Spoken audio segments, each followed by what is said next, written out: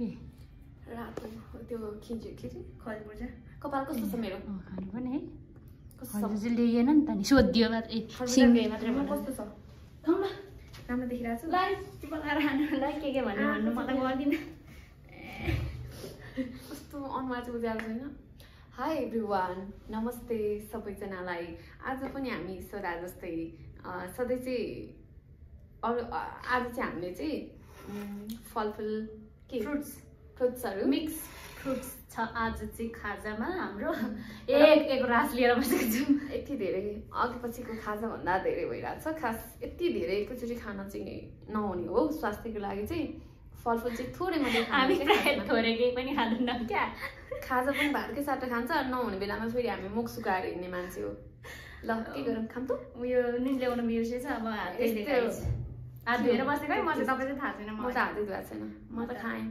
धुएको छैन कस्तो भन्छ पाइनाप्पल कस्तो मिठो लाग्छ मलाई बास्ना नै मिठो लाग्छ बास्ना नै मिठो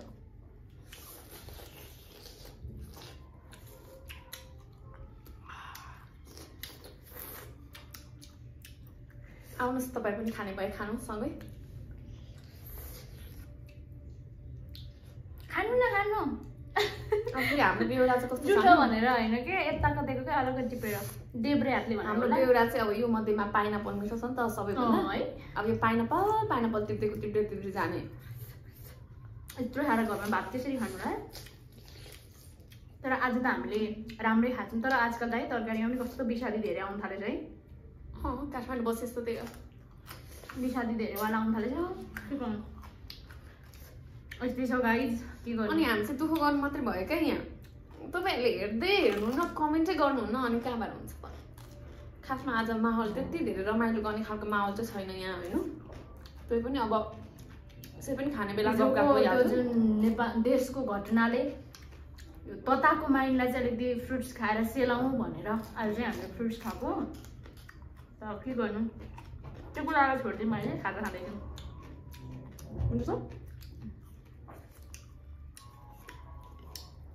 हुन्छ तपाईँले एउटा कुरा भन यहाँ आज काट्न लागि अस्ति त्यो ब्याचलरवाला इङ्ग्लिसवाला कुरा आइरहेको थियो यो यिनीहरूको मलाई नाम भनिदिनु त क्युकम्बर ग्राप्स देखाउनु न यसरी क्युकम्बर यो भनेको ग्राप्स यो चेक गर्ने काम तपाईँहरूकै मिल्छ कि मिल्दैन पाइनाप्पल यो भनेको त एप्पल अनि अरू के छ अनि यो भनेको चाहिँ हामीसँग बनाना छ बनाना केरा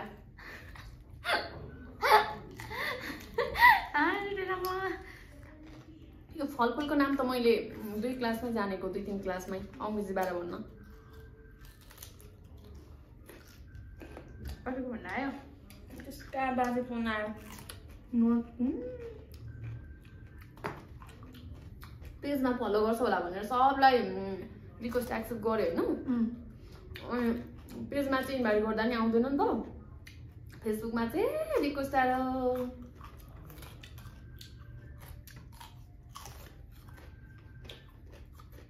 तर खाइसकिँदैन रहेछ यत्रो अब के गर्नु जस्तो हुन्छ खाऊ भोलि त राख्छ नि उता भोलि राख्छ नि भइरहेछ होला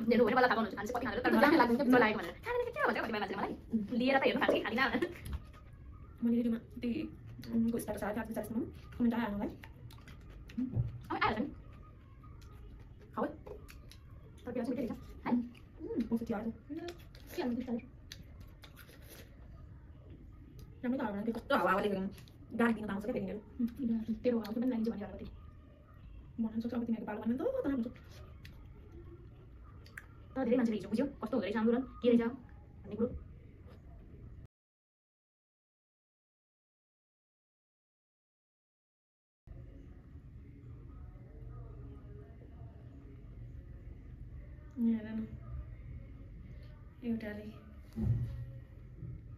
यसलाई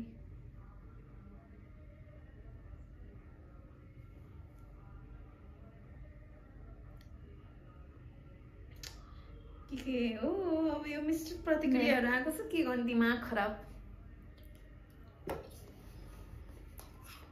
जति मान्छे धेरै उति विचार धेरै हुन्छ अरे क्या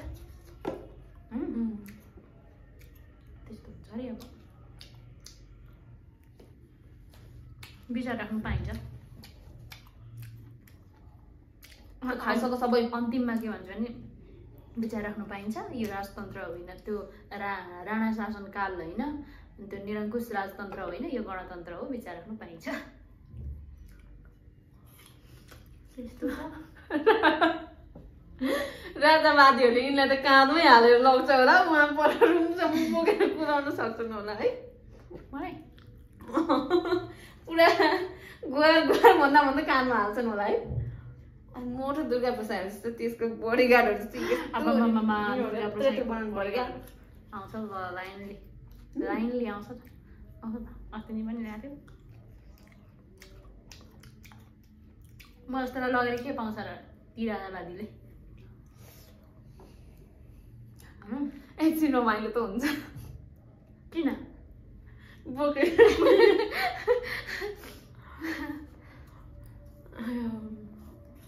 त्यो भाटबटेनीको गाडले जस्तो लौरोले त्यत्रोजनालाई एक्लै यत्रो पिटिरहेको थियो बिचरा त्यो भिडमा एकजना केटी पनि निस्किरहेको थियो केटीलाई चाहिँ कुटेनन् केटालाई चाहिँ कुटिरहेको थियो कुट्यो भए पनि फरक पर्दैन थियो ए महिला र पुरुष बिगार गर्दा चाहिँ महिला पुरुष केही नछुट्याउने अनि कुटा खाने बेलामा त्यो चोरेपछि चाहिँ ए महिला भनेर नकुट्नु बिहोरा राम्रो भयो पनि नकुट्नु ओ त्यो गाड जस्तो हुनु पर्यो क्या दम्ब जाम के जाम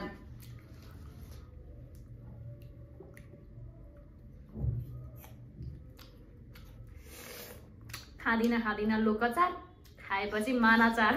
अब जहाँ जाँदा पनि झोलामा ह्याक्सो चाहिँ बोकेर हिँड्नु पर्ने भयो क्या ढोका लाएर जे पनि गर्न सक्दो रहेछन् ढोका त ताला त काट्नु पर्यो नि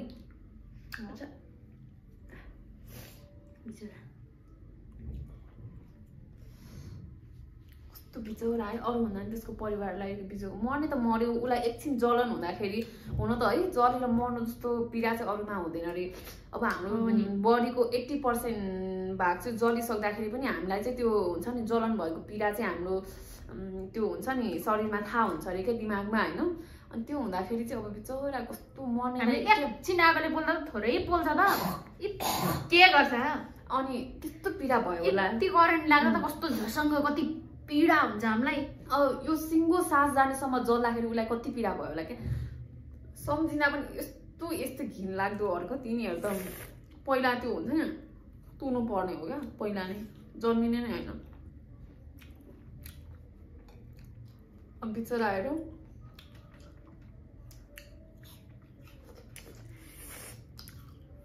त छोक्रा बोक्रा छुटाउन थालिसक्यो त आज रोजाइ चाहिँ उसको हो है खासमा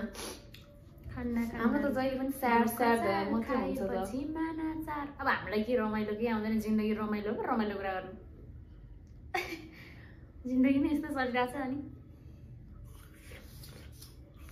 रमाइलो हुने वातावरण नै छैन देशमा अहिले तर यो स्थिति सिर्जना गर्ने पहिलो कुरो त अहिलेको यो गणतन्त्र व्यवस्था आएपछि नेतृत्वहरू पनि हो मूल भनेको त हिजोको त्यो जुन आन्दोलनमा भएको त्यो घटनाहरूमा पनि सरकार त्यति धेरै जिम्मेवार नदेखिएको जस्तो पनि देखियो तयारीहरू नभएको जस्तो पनि देखियो